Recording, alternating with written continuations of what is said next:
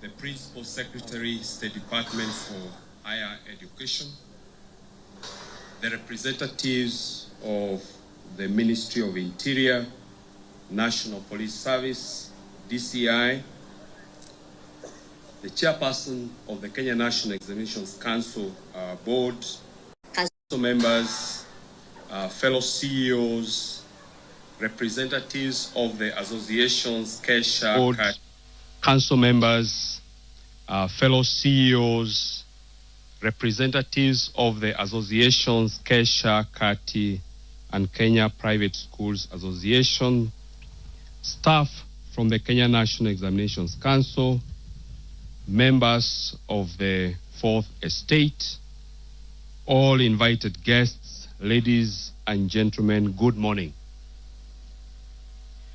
On behalf of the management of the Kenya National Examinations Council, I take this opportunity to welcome you all to this ceremony, which marks the release of the 2024 KCSE examination results. As Imelda has said, it is worth noting that the candidates whose results we are releasing today sat their KCPE examination in March 2021, being the first cohort whose examination calendar was disrupted by COVID-19. We therefore commend them for their resilience this far. A total of 512,000 candidates registered for the KCSE examination, recording an increase of 7.19%. CS, the last time we had such an increase, I think, was in 2020. I wish to commend all the center managers for the efforts they made to ensure that all candidates registered within the stipulated time frame.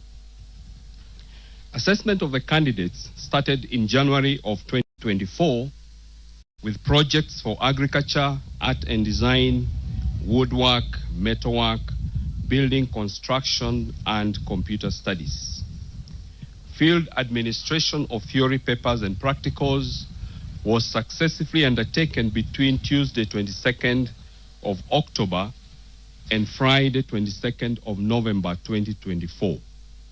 During this period, 10,754 examination centers. Double collection of first and second session papers was successful, and this helped to eliminate the challenge of early exposure that a few centers used to engage in.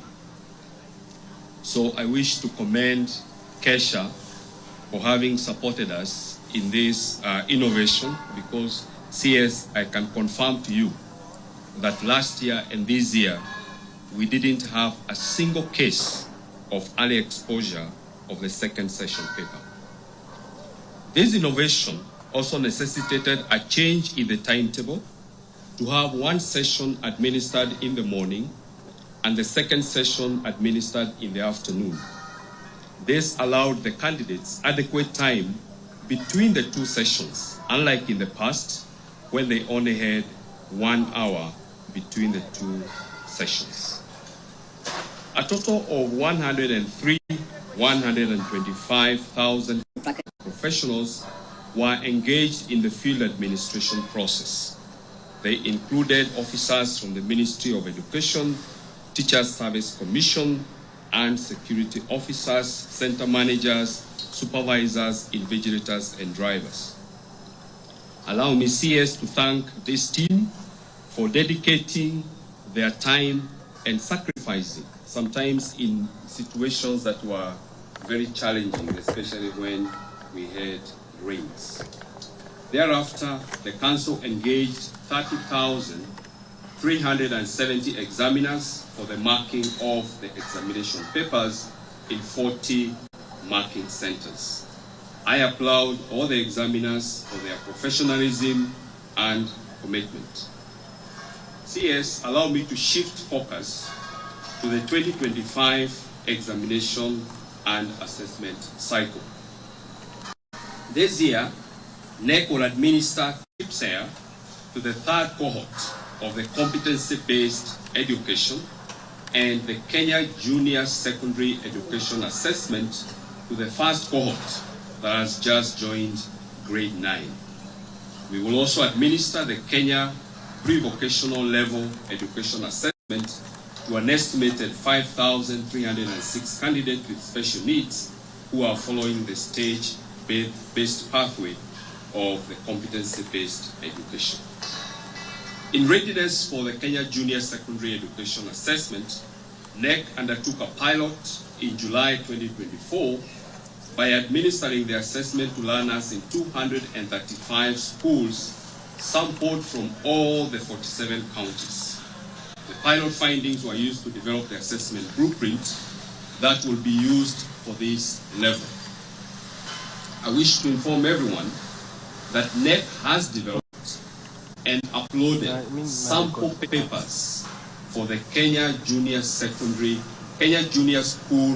Education Assessment, and they are available on the NEC CBA portal.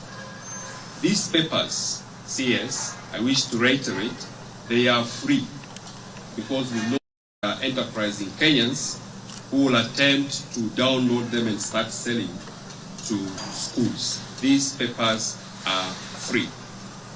NEC will also be sending an online questionnaire to the candidates of the Kenya Junior School Education Assessment through their schools to elicit feedback on their interests and personality, which will form part of the crucial information that the Ministry of Education will use to guide in their placement in senior schools in 2026. NEC will commence registration of the 2025 KCSE candidates on the 27th of January 2025, while registration of Kenya Junior School Education Assessment and KCSE will start on 17th of February. I wish to appeal to all center managers to ensure that all candidates are registered accurately. CS, this is one area that we usually have a very big challenge: the capture of candidates' registration details. Parents too need to take it as their responsibility to coordinate with the schools so that every candidate is registered and their details are accurate, especially the spelling of their names and the order of their names and the subjects that they will be registering for. Further, I wish to remind the public that the last KCSE examination will be administered in 2027. And therefore, we wish to invite any person who wishes to do a repeat, either partial or full, of the examination to take advantage of the remaining 3 chances. At this point, allow me to invite the chair of the Teacher Service Commission to come and make his remarks, and thereafter invite the chair of the NEC Council, Professor Yagundi.